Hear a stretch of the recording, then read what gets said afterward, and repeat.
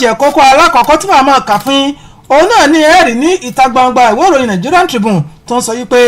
àwọn ọmọ ẹgbẹ́ PDP alábùradà wọ́n bẹ̀rẹ̀ sí fi ọ̀nà ṣe wọ́n bẹ̀rẹ̀ sí fi ṣe yẹ̀yẹ́ wọ́n ń kẹ́gàn rẹ̀ nígbà tí ó kọ̀ jálẹ̀ yìí pé èmi ẹ̀ máa ṣe ẹgbẹ́ APC mọ́ nígbà tí wọ́n bẹ̀rẹ̀ sí ṣe àyẹ̀wò fún un eléwà ní ojú ewé kejì Nigerian Tribune tó jáde láàárọ̀ ti tòní. lójú ewé kejì ìwé ìròyìn The Punch olèmí ó ti mú kẹ́kọ̀ọ́ tèmi tí màá kọ́ mọ́ sí fìlà rẹ̀ ní òwúrọ̀ òní o ìròyìn ọ̀hún ó mọ̀ fẹ́ panilẹ́rìn kéèké díẹ̀ nítorí wípé àwọn tó jẹ́ òbí àwọn ọmọ tí àwọn ajínigbé àwọn agbébọn tí wọ́n kó ní ìpínlẹ̀ lọ́hùn ní àyájọ́ bí ọjọ́ bíi mélòó sẹ́yìn olómọ̀ jẹ́ wípé wọ́n mọ̀ ń ṣe kíni wọ́n mọ̀ ń pariwo síta tí wọ́n sì ń jẹ́ kó di mímọ̀ wípé ó mọ̀ sú àwọn pẹ̀lú bí àwọn tí wọ́n jí àwọn ọmọ àwọn gbémọ̀ sí ń jẹ́ kó di mímọ̀ fáwọn pé àwọn ò fẹ́ bí pa wọ́n ní o àfi pé àwọn bá rí báàgì ìrẹsì tó tó 30 níye o. tàbá wo ojú ewé kẹta Nigerian Tribune mo fẹ́ mọ̀ kà fún yín kókó tó jáde òun náà ní sọ yí pé iléeṣẹ́ ọkọ̀ òfurufú gbọ́dọ̀ dá owó ìrìnnà àwọn arìnrìn-àjò padà ní pípé ni o nítorí ìdíwọ́ oníwákàtí méjì tó ṣẹlẹ̀ eléyìí ni tí ìjọba àpapọ̀ sọ fún àwọn iléeṣẹ́ ọkọ̀ òfurufú ó wà ní ojú ewé kẹta Nigerian Tribune tó jáde láàárọ̀ títò ní. nípínlẹ̀ Kaduna náà mo sì tún wà lójú ewé kejì ìwé ìròyìn The Punch fún tòwúrò ní níbi tí wọ́n ní àwọn ọ̀dọ́ wọ́n mọ̀ ṣe kíni wọ́n mọ̀ ṣe ìwọ́de lánàá tí wọ́n ya gbogbo àwọn ojú ọ̀nà mọ́rosẹ̀ ní ìpínlẹ̀ Kaduna tí wọ́n sì ń jẹ́ pé ó di mímọ̀ wípé bí wọ́n ṣe kò sí nǹkan míì tó ṣe okùnfà rẹ̀ ju bí àwọn agbébọn bí wọ́n ṣe gbé àwọn ènìyàn 14 lọ o. tá a bá wo ojú ewé kẹta Nigerian Tribune tó jáde láàárọ̀ tòní ibẹ̀ náà ni gómìnà Ortoms yóò pe ààrẹ Muhammadu Buhari láti wá sí àwọn sí àkànṣe ètò ṣe lásìkò ìjọba rẹ̀ tó wà ojú ewé kẹta Nigerian Tribune tó jáde láàárọ̀ tòní ibẹ̀ náà láti kà fún yín. lójú ewé kejìdínlọ́gbọ̀n ìwé ìròyìn The Punch ó ní ìròyìn yìí wà níbi tí àjọ UNICEF àjọ tó ń ṣe kò kárí ìtọ́jú ọmọdé lágbàáyé tí wọ́n ti ń jẹ́ kó di mímọ̀ wípé wọ́n mọ̀nà pàṣẹ wípé ó di dandan kó jẹ́ wípé ènìyàn tí wọ́n lé ní 220 tí a mọ̀ sí 220 òun ni ó jẹ́ wípé wọ́n gba abẹ́rẹ́ tó ń dènà àrùn kòrónà ní orílẹ̀-èdè wa Nàìjíríà àti àwọn orílẹ̀-èdè 54 mìíràn. ojú ewé kejìlélógún ojú ewé kọkànlélógún Nàìjíríà. ibẹ̀ náà ni ìròyìn ti ń sọ yìí pé Ọlọ́run mọ̀mọ̀ jẹ́ ká fi ẹ̀wọ̀n Ọlọ́run mọ̀ jẹ́ ká fi ẹ̀wọ̀n mọ̀mọ̀ jẹ́ ká fi parí iṣẹ́ ìjọba eléyìí ní sọfá nípa ààrẹ orílẹ̀-èdè South Africa tẹ́lẹ̀ rí tá a mọ̀ sí ààrẹ Zuma pẹ̀lú bó ṣe rẹ́wọ̀n he tó sì bẹ̀rẹ̀ mímọ̀ sí orílẹ̀-èdè rẹ̀ ó wà ní ojú ewé ìkọkànlélógún Nigerian Tribune tó jáde láàárọ̀ ti tòní. àwọn ọmọlẹ́gbìmọ̀ aṣojúṣòfin lórílẹ̀‐èdè wa Nàìjíríà lójú ewé 22 ìwé ìròyìn The Punch ó ní ìròyìn eléyìí wá o wọ́n mọ̀ ti ṣe kí ni wọ́n ní àwọn ti bẹ̀rẹ̀ ìwádìí lórí owó tó òbítíbitì owó tó tó bílíọ̀nù 3 ó lé pẹ́sẹ́pẹ́sẹ́ díẹ̀ dọ́là ilé owó ilẹ̀ Amẹ́ríkà tó jẹ́ pé wọ́n ní wọ́n fi ṣe ètò ìrìnnà ọkọ̀ ojú irin láti ìlú Port Harcourt sí ìpínlẹ̀ Maiduguri tó jẹ́ pé owó ọ̀hún wọ́n gbé fún afasẹ́sẹ ìmọ̀wọ̀n tí ì rí nǹkan kan látòrí rẹ̀ o. lọ́jọ́ ewé kẹrin Nigerian Tribune tó jáde láàárọ̀ tòní ibẹ̀ náà láti rí gómìnà Matawalle tó bọwọ́ lu àbá wípé kí ni o wípé káwọn adájọ́ kan náà kí wọ́n máa dá wà láwọn nìkan nípa pé kí ni o wọ́n fẹ́ ṣètò gbá wọ́n fẹ́ ṣètò àwo kí wọ́n dá wà tá à ń pè ní autonomy eléyìí náà ni Matawalle òun náà ni ọbọ̀wọ́lù ẹ̀kúnrẹ́rẹ́ rẹ̀ wà ní ojú ewé kẹrin Nigerian Tribune tó jáde láàárọ̀ òtítù ní. lójú ewé 17 ìwé ìròyìn The Punch ó ní ìròyìn wà níbi tí ìjọba àpapọ̀ tí wọ́n ti ń ṣe ètò láti jẹ́ pé owó tó tó bílíọ̀nù 37 tá a mọ̀ sí 37 bílíọ̀nù náírà owó náírà tilẹ̀ wa Nàìjíríà nìyí òun ni wọ́n gbà padà lọ́wọ́ àwọn iléeṣẹ́ ọkọ̀ òfurufú tí wọ́n jẹ ilẹ̀ wa lówó. tá a bá yọ ojú ewé ìkẹrìndínlọ́gbọ̀n Nigerian Tribune tó jáde láàárọ̀ tòní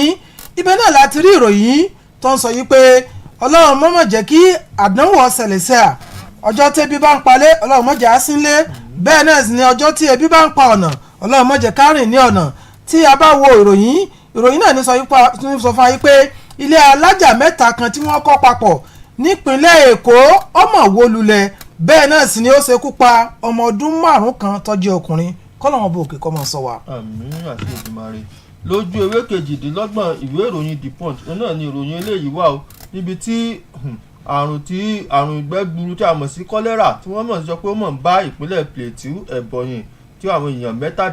tí wọ́n sì ti jáde láyé báyìí wọ́n ló mọ̀ ń bá wọn fínra níbẹ̀ o. tá a bá wo ojú ewé kejì Nigerian Tribune tó jáde láàárọ̀ tòní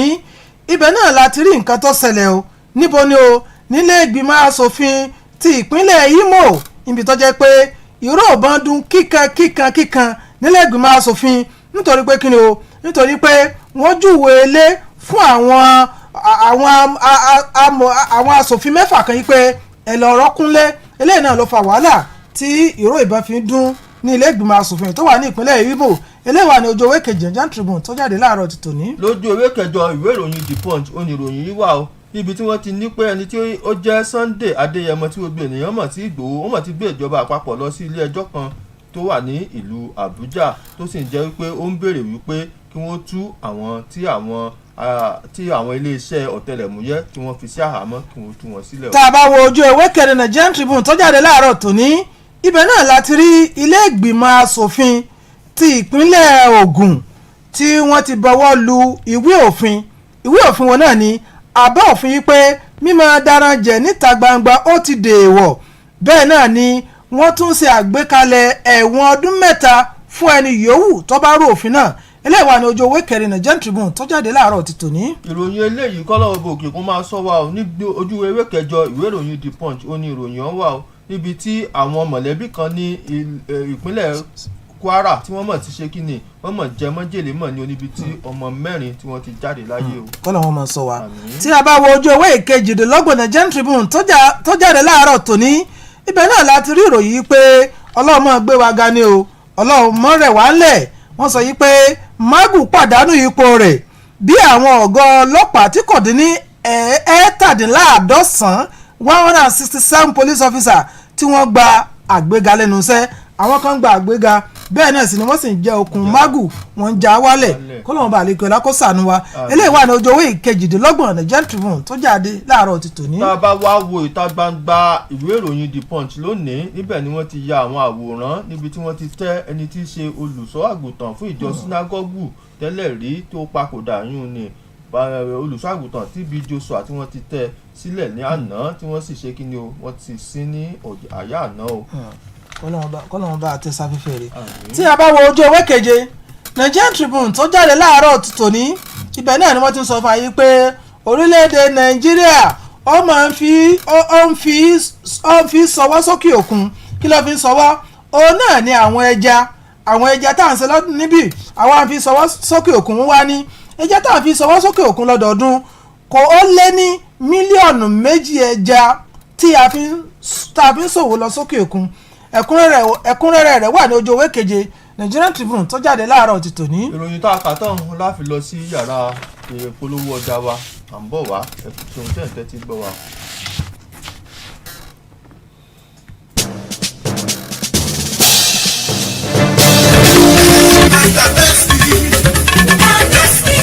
Adio baba ẹ kú kalẹ̀ wá wo nǹkan ó rí pé àtòkèrè ló là káyè tí wọ́n wo sàkún nǹkan ṣáájú káwọn kan tó mọ fóúnjẹ láwa lójú níjọba àpínlẹ̀ Ọ̀yọ́ ti káwọn ọ̀dọ́ kan jọ sílùú Awẹ́ láti máa kọ́ nípa iṣẹ́ àgbẹ̀ lọ́nà tìgbàlódé lábẹ́ àmójútó àjọ IITA. mo rí bẹ́ẹ̀ bàbá sẹ́yìn ọ̀gbọ́n tí lọ́n gbòòrò ni wọ́n ní ìṣèjọba tí ń bẹ lóde báyìí audio government ni wọ́n ń pè. èwo lẹ̀ ń pè báwọn. ìjọba tí ń fẹnu yàrá sọ́bẹ̀. Àdìó ní bí mo ti wí fún wọn pé kó yé mọ́ pẹ̀lú ọ̀bọ̀jáwúrà ṣé nǹkan tá a fojú rí ni àbí n tó farasin ọ̀nà mọ́níyà àjàyè títí tó fi dé sẹ́yìn iṣẹ́ ti fẹ́ parí ń bẹ̀ ọ̀nà olóko mẹ́rin tó yọ kùlùlù láàrin ìlú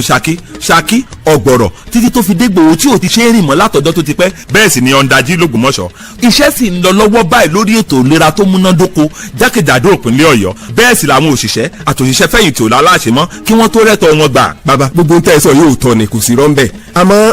ẹ̀kọ́ yìí lọ́wọ́ rọ́pọ̀ kò dónú ẹ sì mọ̀ pé eégún tó bá rorò làwọn á kó bí ìbọn lè. Àdìó àti gbọ́njù bẹ́ẹ̀ lọ́nkìnlẹ̀ Ọ̀yọ́ eégún tó bá ṣoore fún wa báyìí làwọn ń kó bí ìbọn. ẹ kú àgbà bàbá. kò ní í dalẹ̀ ìmọ̀ tú ìmọ̀ jọ ìmọ̀ ẹni ní kò ní í dalẹ̀. iléeṣẹ́ ètò ìròyìn àṣà ohun ìrìn àjò afẹ́ tìpínlẹ̀ Ọ̀yọ́.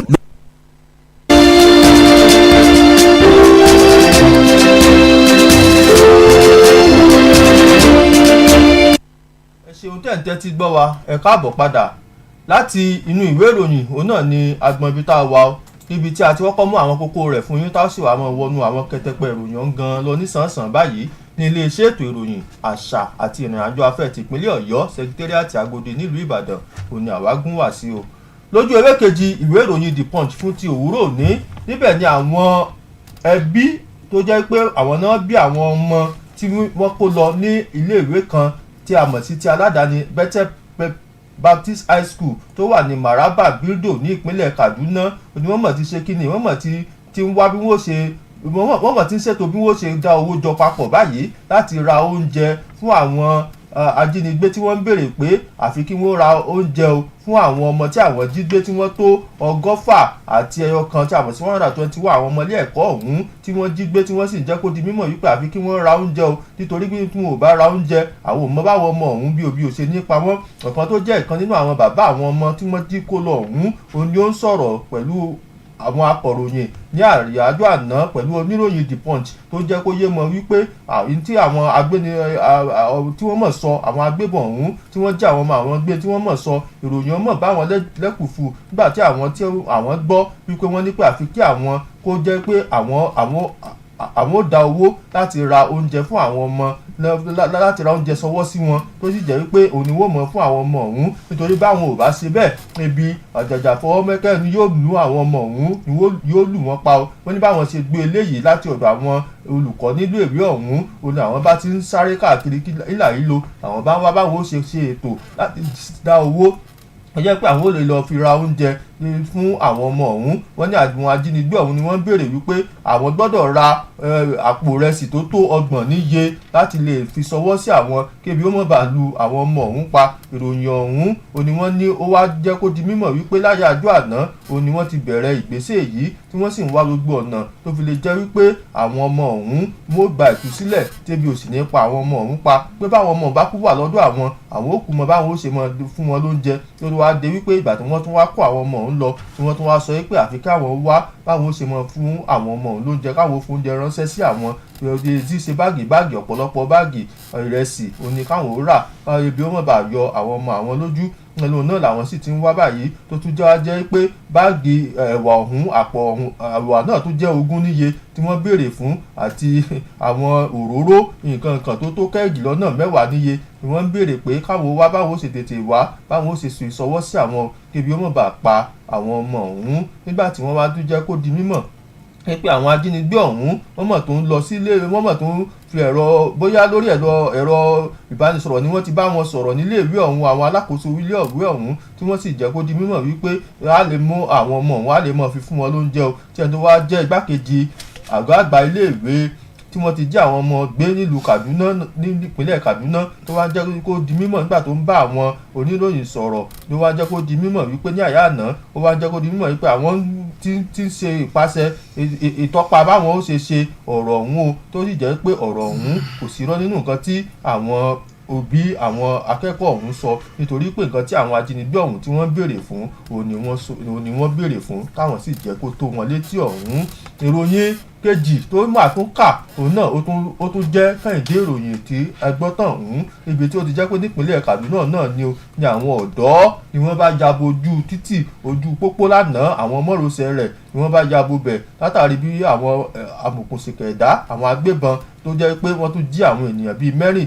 gbé tó sì jẹ́ pé wọ́n tún jí wọn gbé táwọn ọ̀dọ́ wá yabo ojú ọ̀nà ní àná tí wọ́n fi ìwọ́de hàn tí wọ́n fi ẹ̀hónú hàn tí wọ́n ti ń ṣe ìwọ́de tó sì wà jẹ́ wípé ní àyà ìjẹta tí a mọ̀ sí ọjọ́rú ni wọ́n ní ọ̀rọ̀ ọ̀hún ṣẹlẹ̀ ní bí aago 10:30 ni wọ́n tún jí àwọn èèyàn bíi 14 gbé ní ìpínlẹ̀ Kaduna ọ̀hún ní ibi tí a mọ̀ sí Kimbiya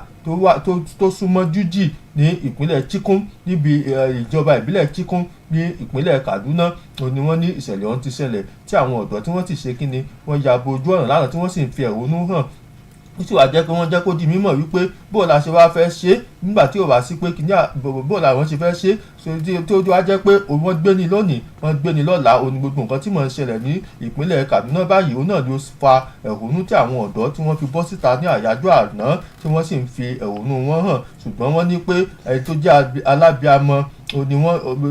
méjì òní wọ́n fi sílẹ̀ nínú àwọn ènìyàn ọ̀hún tó sì wà jẹ́ pé àwọn yòókù wọ́n ti ń jẹ́ kó di mímọ̀ pé bò làwọn ṣe fẹ́ ṣe tí wọ́n ṣe fi wọ́n lẹ̀ báyìí òun ló ṣokùnfà bí àwọn ọ̀dọ́ bí wọ́n ṣe ya gbogbo mọ́rùsẹ̀ títì ìlú Kaduna ní àná. káàbọ̀. ìròyìn alákọ̀ọ́kọ́ tèmi ọkọ̀ọ́kọ́ kà fún aláàárọ̀ tòní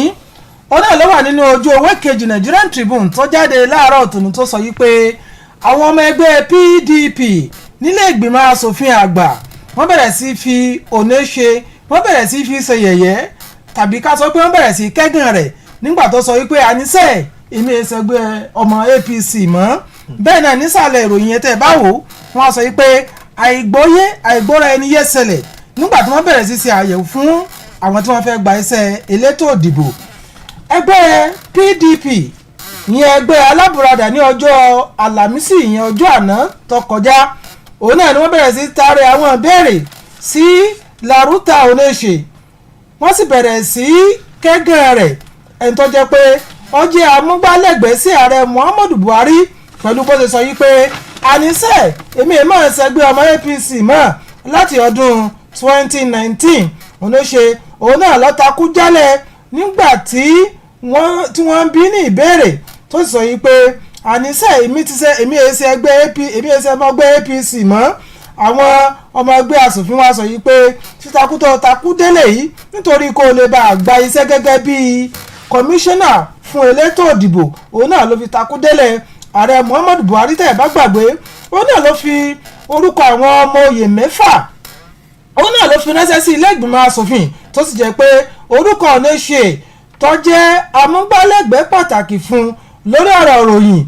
sí àwọn asòfin ìyẹn ní ọdún 2020 ní oṣù kẹwàá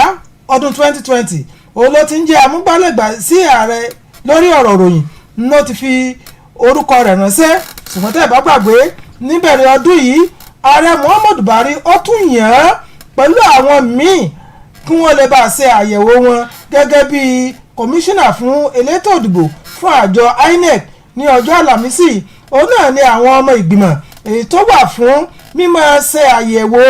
àwọn tí wọ́n di kọmíṣánná fún àjọ elétò ìdìbò INEC tó jẹ́ pé ẹni tó léwájú wọn òun náà ni sínátọ̀ Kabiru Gaya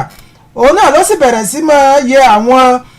ọmọ oyè mẹ́fẹ̀ẹ̀fà náà ó bẹ̀rẹ̀ sí máa yẹ wọ́n wò pẹ̀lú Oneche tí ó jẹ́ ọ̀kan lára wọn nínú àwọn ọmọ oyè tí wọ́n forúkọ wọn ránṣẹ́ tí wọ́n sì ṣe àyẹ̀wò fún òun náà ni ọ̀jọ̀gbọ́n Mohammed Sani Kala tó wá láti ìpínlẹ̀ Katsina bẹ́ẹ̀ náà ni ọ̀jọ̀gbọ́n Kúnlé Cornelius Ajayi ìyẹn wá láti ìpínlẹ̀ Èkìtì bẹ́ẹ̀ náà sì ni Saidu Babura Ahmed tó wá láti ìpínlẹ̀ Jigawa bẹ́ẹ̀ náà ni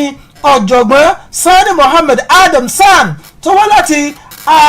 wá láti àárín gbùngbùn tàríwá bẹ́ẹ̀ náà ni ọ̀mọ̀wé Baba Bila tó wá láti àríwá ìlà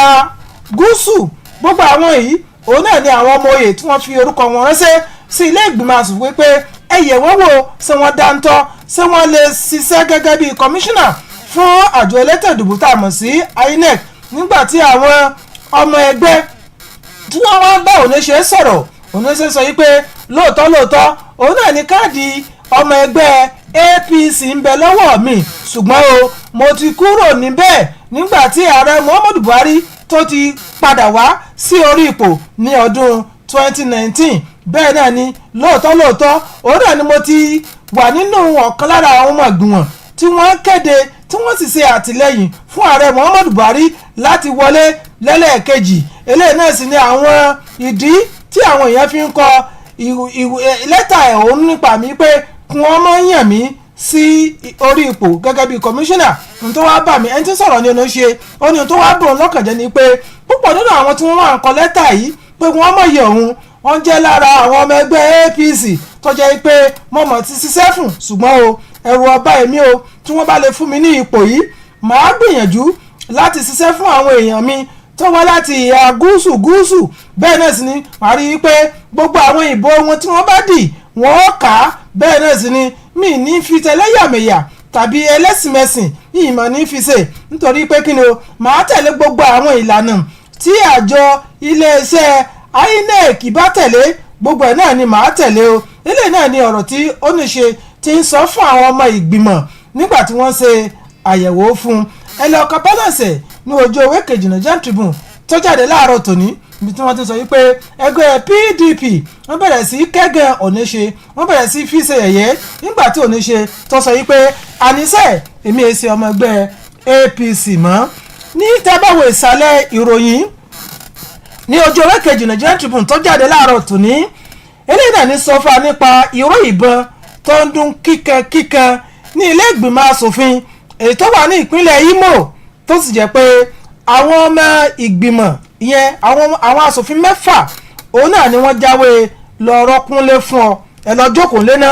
eléyìí náà ó wà ní ojú ewé kejì Nigerian Tribune tí ó jáde láàárọ̀ tòní ìró ìbọn ó ń dún kíkan ní ilé ìgbìmọ̀ asòfin èyí tó wà ní Imo ìyẹn ní ọjọ́ àná nígbà tí àwọn èèyàn bẹ̀rẹ̀ sí fi ẹ̀hónú hàn láti ọ̀dọ̀ àwọn asòfin ìyẹn Iyete Oboma àti Honourable Onsiama Njoku àti ti ẹni tó jẹ́ alága fún ìgbìmọ̀ asòfin ní ìpínlẹ̀ Imo Honourable Paul Ameche ní inú ilé nígbà tí ìṣẹ̀lẹ̀ nínú àwọn nǹkan tó ṣẹlẹ̀ ni pé wọ́n fi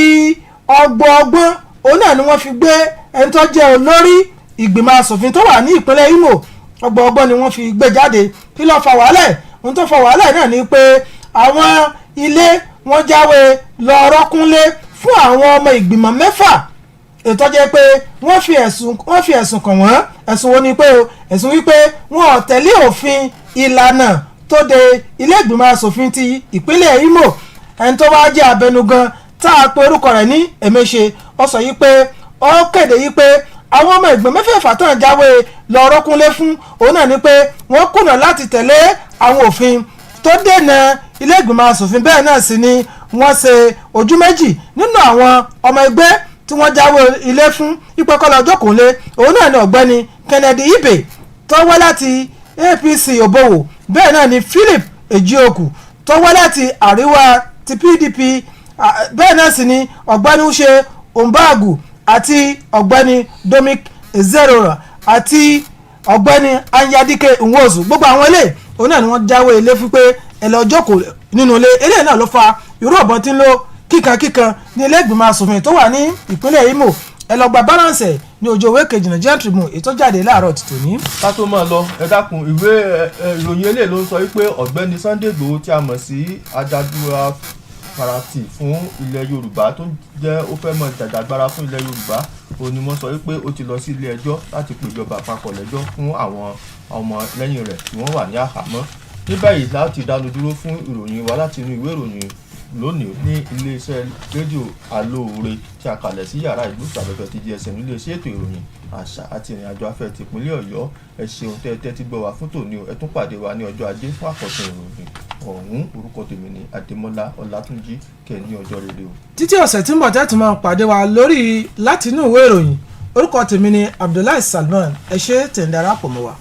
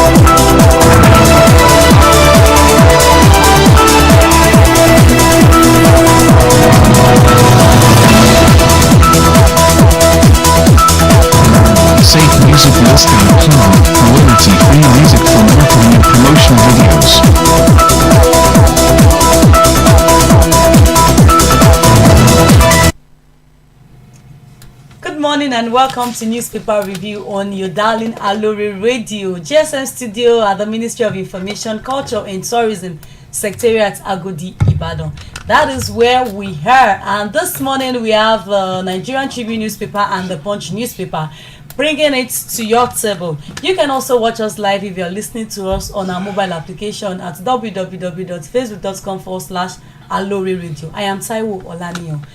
Good morning. My name is Olukemi Omotosho. Good morning.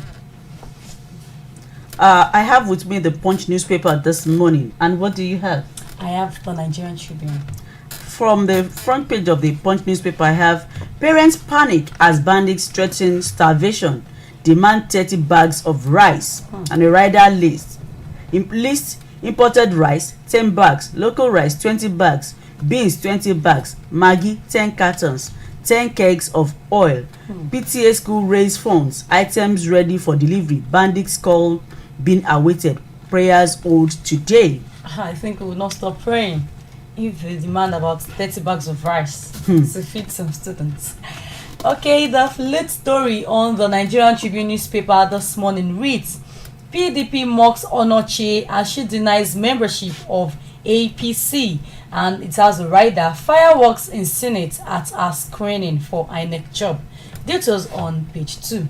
And I have this on the front page. It's a story on page 28. UNICEF orders 220 million COVID-19 vaccines for Nigeria, 54 others. A pictorial representation of an event yesterday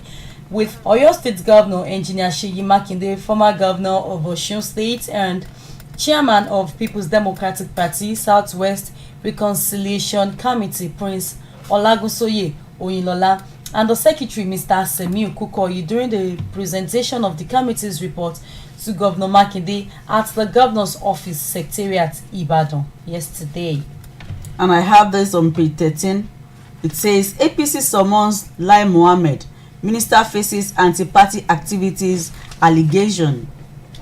Delta variant detected in Nigeria. According to the Nigerian Center for Disease Control on COVID-19, Nigeria does not have fair share in global distribution of vaccines, says the minister. Virus still very much within us, or your state task force warns.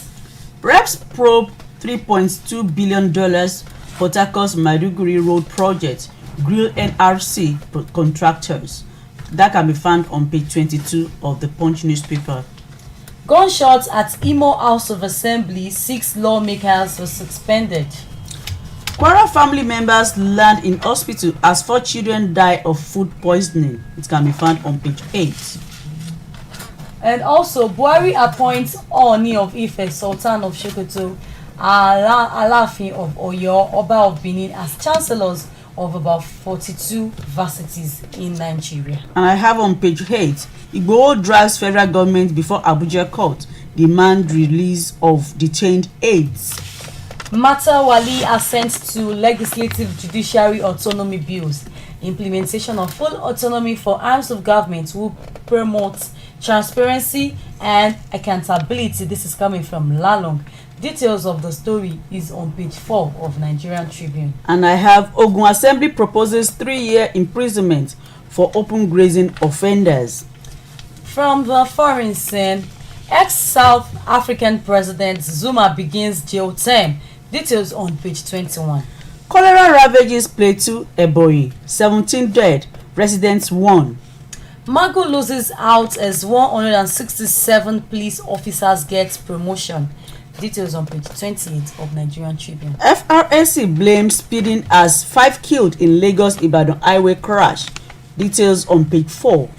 of the Punch newspaper. Governor Samuel Otom of Benue State to invite President Muhammadu Buhari to commission projects. Details on page 4 of Nigerian Tribune. Protesting youths block highways as bandits abduct 14 in Kaduna. For that story, turn to page 2. We'll go on a quick break now and we'll return with the details of the story. Do stay with us. omi tuntun ti ru ẹja tuntun wọnú odò ẹtún máa gbọ́. kí ló dé tóun tó dáa kì í kún ẹlẹ́gàn lójú. ìjọba ẹnjìnìà Ṣèyí Mákindé ọ̀fẹ́ràn ṣẹ́kárí mi ni ṣùgbọ́n bọ́lọ̀ ń bá rí ọ nítorí àfẹnuyọ sùsìsì tí ń dùn lọ́wọ́lọ́wọ́ jẹ́yìn náà rí ọ ọ̀pọ̀ àṣeyọrí lórí ìdàgbàsókè níjọba ìpínlẹ̀ Ọ̀yọ́ ti ṣe ẹ̀jẹ̀ sọ díẹ̀ mbẹ́. ó pèsè ọkọ̀ lárìnká sọ̀fin tó tó agbègbè iṣẹ́ ibi kárí ìpínlẹ̀ Ọ̀yọ́ àfikún àtìròyìn lágbára fáwọn operation bolt dáyẹ́tẹ̀ ìwéré ilé àtàgọ́ ààrẹ ó fi kún agbára ẹ̀rọ ayélujára bí òwìwí gbàwòrán àṣẹlẹ̀ pàjáwìrì sílẹ̀ ńbàdàn commissioning of mobile squadron unit lágọ̀ ààrẹ ọ̀dáwọlé múgbòòrò ètò ọrọ̀ ajé nípínlẹ̀ Ọ̀yọ́ nípasẹ̀ àgbẹ̀ farm of estates lákùfò èrúwà àti láwẹ́ pípín ohun ọ̀gbìn tẹ́gbẹ̀rún mẹ́wàá àgbẹ̀ asphalt and equipment níjàyè fífọwọ́síwé mi ni mo ní nǹkan mi sí ọ̀fọ̀ lóṣù péréte ẹgbẹ̀lẹ́gbẹ̀ mílíọ̀nù fún dènà covid-19 àbítọ̀nà dají road lautech vehicle inspection center ìdẹ́pẹ́ ọ̀nà amáníyà ìjàyè sísẹ́yìn àtàwọn agbègbè dágbègbè níbàdàn ó gbówó oṣù ọdún mẹ́rin kalẹ̀ fún ìṣẹ́fẹ̀yìntì àwọn olùkọ́ gbogbo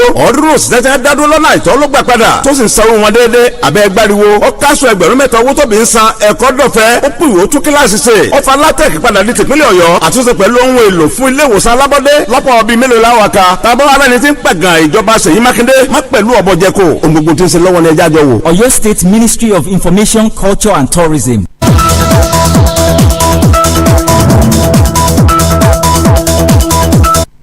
You are welcome back to newspaper review for today, the 9th day in the month of July 2021. The details of the newspaper highlight that we read is as follows. I have with me the Punch newspaper, as I have said, and on page 2, Baptist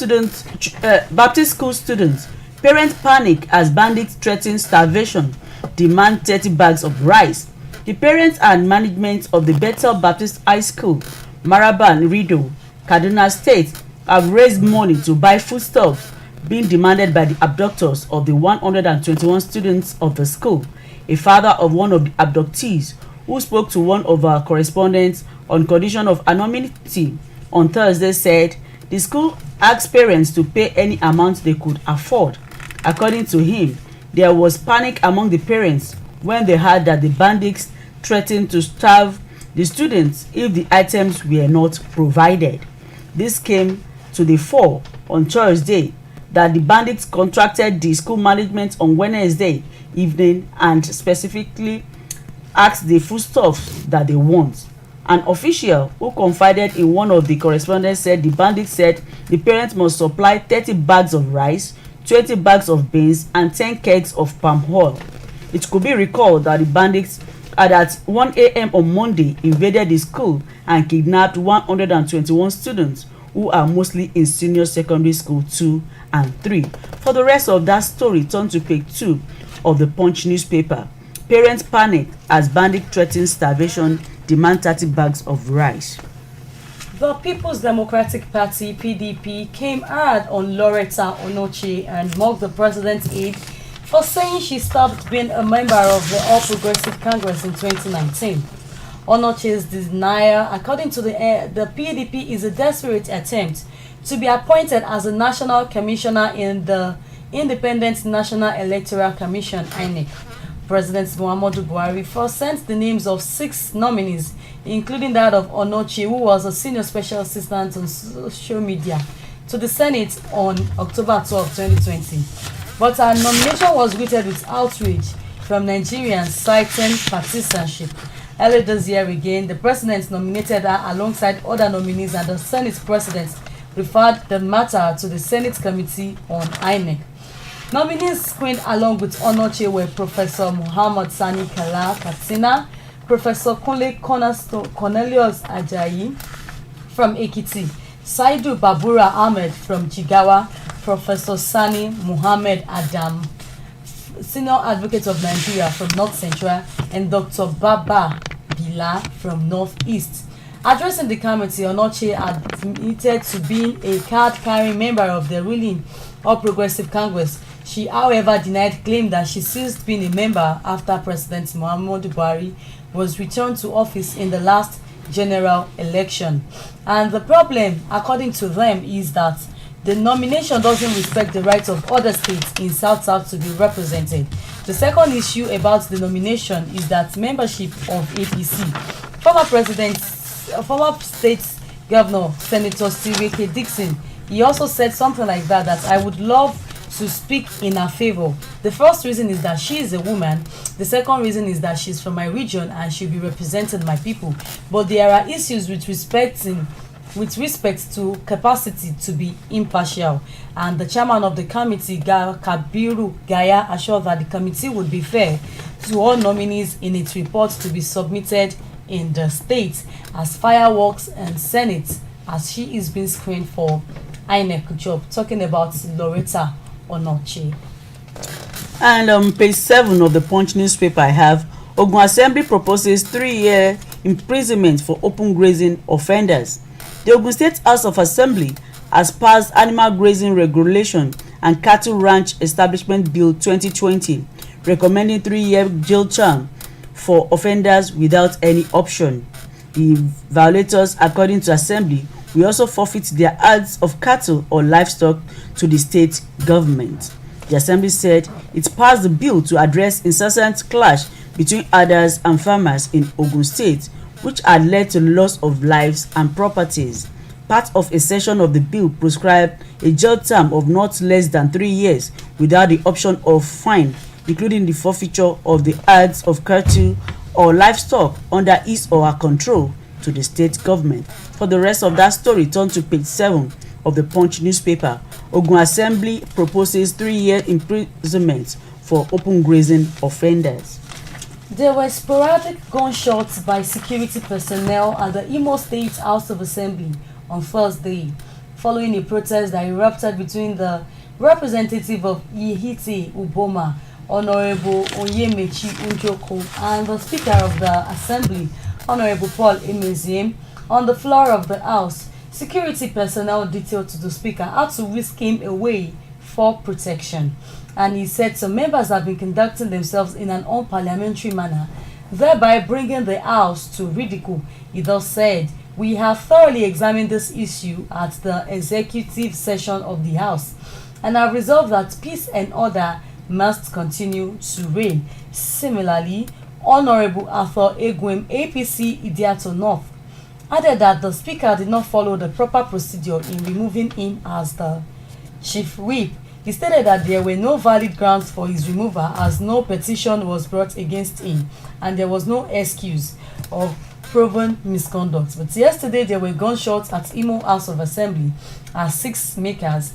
lawmakers were suspended. Details of that story and the rest of that story turn to page 2 of Nigerian Tribune. On page 4 of the Punch newspaper, FRSC blames speeding as 5 killed in Lagos-Ibadan highway crash. 5 persons lost their lives and 4 others sustained injuries on Thursday in an accident involving a Toyota Hiace bus and a scanner truck at Ayetoro community, Ogun State end of the Lagos-Ibadan Expressway. The Ogun State Sector Commander of the Federal Road Safety Corps, Hamad Umar, who confirmed the incident on Thursday, said the Toyota Hiace was marked SPR 373XA, while the truck had the number plate GGE 468XX. Umar noted that the clash was caused by the speeding and dangerous driving, adding that the bus driver rammed into the moving truck. According to him, the crash, which occurred around 9:20 a.m., claimed 5 lives, while 4 people were injured. Turn to page 4 of the Punch newspaper for the rest of the story. FRSC blames speeding as 5 killed in Lagos-Ibadan highway crash. President Muhammadu Buhari has approved the appointment of chancellors of 42 federal universities across the country, with the Oni of Ife Oba Adeyeye Enito Ogunwusi, the Sultan of Sokoto Alhaji Muhammad Sahad Abubakar, the Alafin of Oyo Oba Dr. Lamidi Olayiwola Adeyemi III, the Obi of Onitsha Igwe Nnameka Alfred Achebe, and the Oba of Benin Oba Iware II, making the list. He also approved the appointment of pro-chancellors and 23 chairman of councils for federal universities and 4 inter-university centers. And also, President Muhammadu Buhari expressed readiness of the federal government to implement fully any acceptable recommendation made to it by the various visitation panels to federal universities nationwide. The panel are expected to submit their reports soonest, and the president also pledged to make the universities their new places of scholarship and innovation rather than theatres of avoidable conflicts. Buhari gave the impression at the 51st convocation ceremonies of the University of Lagos, Akoka. He was represented at the event, which was the last batch of the 4-day ceremonies by Executive Secretary of the National Universities Commission, NUC, Professor Abubakar Rashid. 148 students and from the total of 15,753 graduating students were conferred with PhD at the ceremonies. President Muhammadu Buhari said the government holds universities in high esteem, and it believes that the healthy university system will translate to a healthy society and positive national development. On page 7 of the Punch newspaper, if we silence Kanu, Igbo, others will rise. PFN. The national president of the Pentecostal Fellowship of Nigeria, Bishop Walioke, has asked the Nigerian government to practice good governance and equity as a means of resolving the agitations across the country.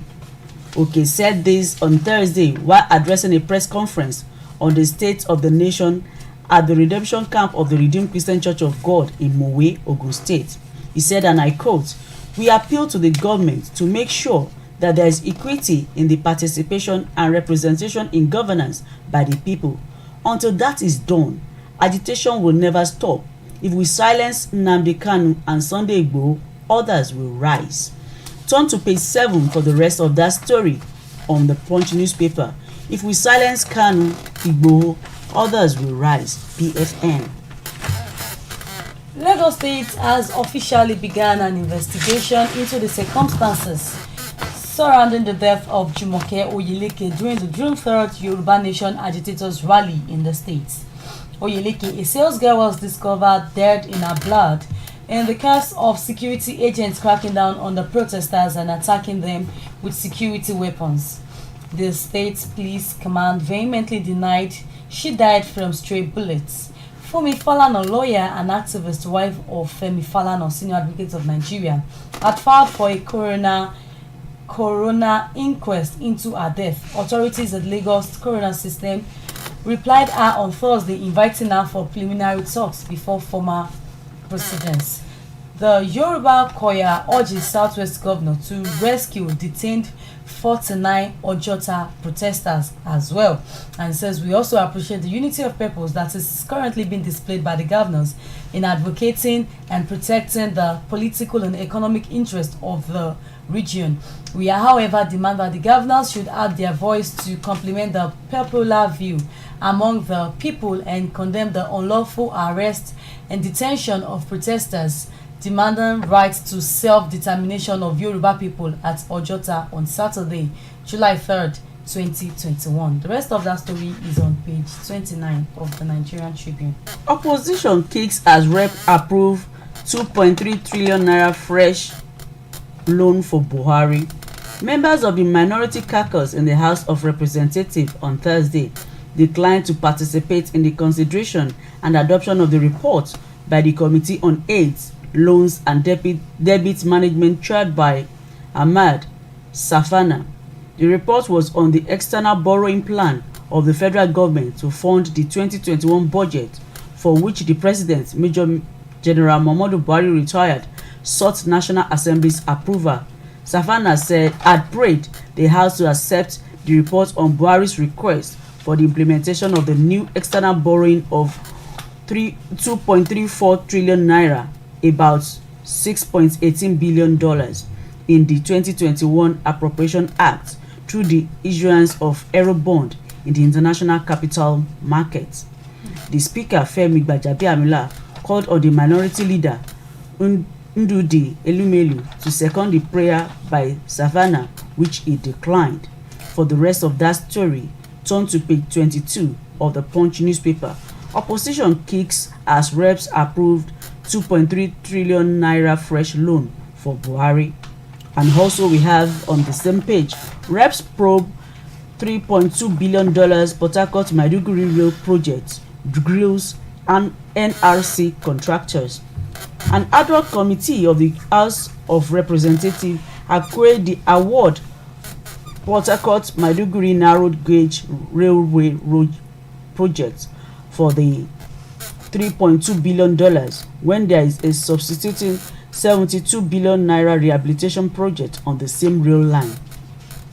The committee chaired by Abubakar Naraba issued the query at its investigative hearing in Abuja on Thursday. The committee asked why the project, which was awarded since 2011, was abandoned after substantial payments had been made and the contract had yet to be completed. This, the lawmaker said, amounted to wastage of scarce resources. The three companies awarded the contract, namely CGGC Global Projects Nigeria Limited, Lingo Nigeria Limited, and Acer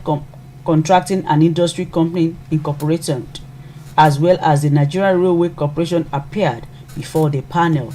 Turn to page 22 of the Punch newspaper for the rest of the story. Reps probe $3.2 billion Port Harcourt Maiduguri Rail Project grills NRC contractors. All right. Following reports of frequent delays being experienced at airports by passengers and nonchalant attitude by airlines, the federal government has warned operators that delay for 2 hours and beyond will henceforth attract reimbursement of passengers the full volume of their tickets. This is as the government said the debt owed by the airlines in the country to federal agencies have risen to about 37 billion naira. Minister of Aviation Ade Sirika disclosed this while featuring at the ministerial press briefing organized by the presidential communication team at the presidential villa Abuja on Thursday, referring to the rights of passengers as contained in a leaflet he brought to the briefing. He said on domestic flights delay beyond an hour, carrier should provide refreshments and 1 telephone call or 1 SMS or 1 email. They should send you an SMS or email you or call you to say, I am sorry, I am delaying for 1 hour. Federal government laments airlines debt of 37 billion naira and they had to refund full fare to passengers after 2 hours of delay. This is coming from the federal government of Nigeria. I think this is a good one. Yes, and the same story is on page 17 of the Punch newspaper. Federal government plans recovering 37 billion naira debt from airlines, says Emirates ban stays. And the story has been read. I want to turn to page 28 of the Punch newspaper, and it says UNICEF orders 22 million COVID-19 vaccines for Nigeria, 54 others. The United Nations International Children's Emergency Fund says it has signed an agreement with Janssen Pharmaceutical NV to supply an additional 220 million doses of the Johnson & Johnson single-dose COVID-19 vaccine to all 55 member states of the African Union by the end of 2022, increasing the total number of doses to 400 million. This was disclosed in a statement issued by UNICEF on Thursday. The African Union had in November 2020 established the African Vaccine Acquisition Trust to deliver COVID-19 vaccines to the continent. For the rest of that story, turn to page 28 of the Punch newspaper. UNICEF orders 220 million COVID-19 vaccines for Nigeria, 54 others. Okay, moving on to sporting this morning.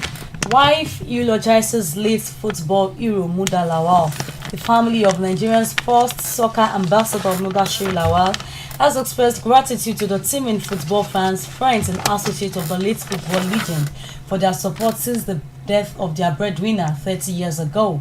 In a statement, the wife of the deceased, Mrs. Yetunde Mudashiru Lawal, recalled how the entire country was united in mitigating the grief of loss of football icon on the family by honoring him and bidding him a glorious farewell. Mudashiru Lawal, born on June 8, 1954, he has a blissful soccer career, plying his trade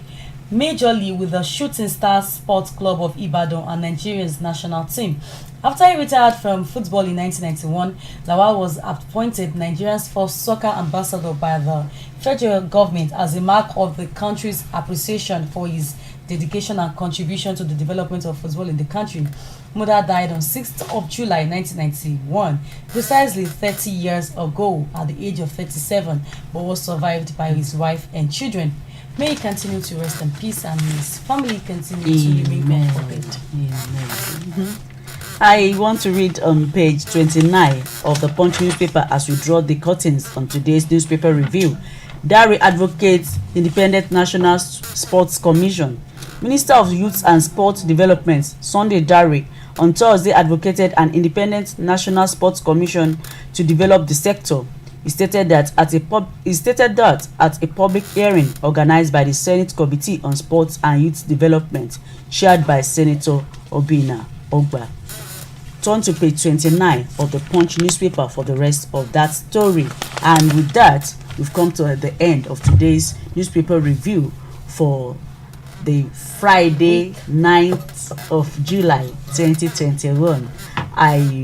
remain Olukemi Omotosho. Taiwo, what do you have? Alright, join us again on Monday for another edition of newspaper review, both in English and in Yoruba. I am Taiwo Olaniyo. Thank you for joining and have a great day.